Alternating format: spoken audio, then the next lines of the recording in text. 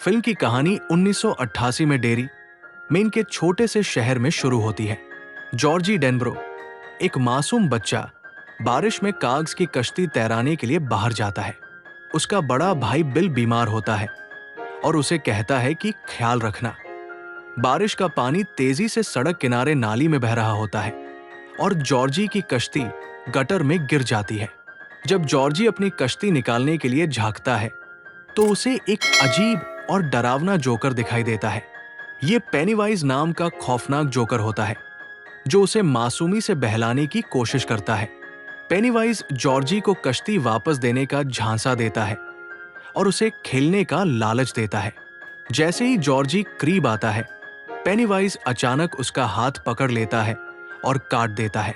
Georgy दर्द से चीखता है और भागने की कोशिश करता है, लेकिन पेनीवाइज उसे घसीटकर गटर में ले जाता है।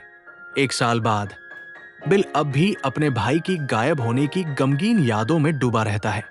गर्मी की छुट्टियों में बिल और उसके दोस्त रिची, एडी और स्टेनली शहर में घूमते हैं।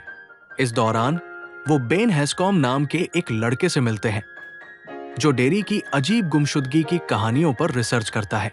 वो बेवरली मार्श नाम की एक लड़की से भी दोस्ती करते हैं जिसे स्कूल में तंग किया जाता है और घर पर उसका बाप जुल्म करता है। इस बीच माइक हेनलन, जो शहर से थोड़ा अलग रहता है, हेनरी बाउर्स नाम के गुंडे और उसके दोस्तों का शिकार बनता है। धीरे धीरे हर बच्चा अपनी सबसे बड़ी डरावनी चीजों का सामना करता है। पेनीवाइज हर किसी के डर को अलग अलग रूपों में सामने लाता है।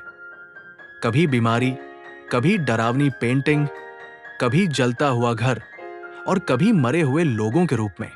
बेन की रिसर्च से पता चलता है कि डेरी में हर 27 साल बाद बच्चों के गायब होने की घटनाएं बढ़ जाती हैं। वो एक पुराने खंडहरनुमा घर 29 नीबोल्ड स्ट्रीट तक पहुंचते हैं जहां पेनीवाइज छुपा रहता है। घर में घुसने के बाद वो पेनीवाइज के हमले का शिकार होते हैं, लेकिन किसी तरह जान बचाकर भाग निकलते हैं। बिल अब भी यकीन करता है कि जॉर्जी जिंदा हो सकता है और कहीं छुपा हो सकता है, लेकिन इस डरावनी मुठभेड़ के बाद दोस्तों के बीच झगड़ा हो जाता है और सब अलग हो जाते हैं। पेनीवाइज को एहसास हो जाता है कि डर और अकेलापन उसके लिए फायदे का सौदा है। वो हेनरी बाउर्स को उसके जालिम बाप को मारने के लिए उकसाता है, जिससे हेनरी पूरी तरह पागल हो जाता है। इसी बीच बेवरली अपने जालिम बाप के खिलाफ खड़ी हो जाती है, लेकिन पेनीवाइज उसे अगवा कर लेता है। अब दोस्तों को समझ आता है कि उन्हें फिर से एक साथ आना होगा। बिल और उसके दोस्त डेरी के गटरों में घुसते हैं जहां पेनीवाइज ने बच्चों को कैद कर रखा है। वहां उन्हें पेनीवाइज का अड्डा मिलता है जहां बेवरली हवा में लटकी होती है, जैसे कोई अदृश्य ताकत उसे ऊपर उठा रही हो। बिल को अपना खोया हुआ भाई जॉर्जी भी वहां नजर आता है, लेकिन जब वो उसे छुड़ाने की कोशिश करता है, उसे एहसास होता है कि ये असल में पेनीवाइज की चाल है। बिल अपने अंदर हिम्मत जुटाता है और जॉर्जी की मौत को कबूल करता है, जिससे पेनीवाइज की ताकत कमजोर पड़ने लगती है। बाकी दोस्त भी डर को नजरअंदाज करके पेनीवाइज पर हमला कर देते हैं, जिससे वो घायल होकर भाग जाता है।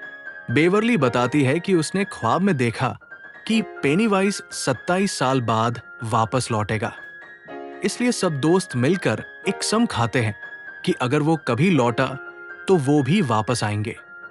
धीरे धीरे हर कोई अपनी जिंदगी में आगे बढ़ जाता है और दोस्त अलग अलग रास्तों पर निकल पड़ते हैं।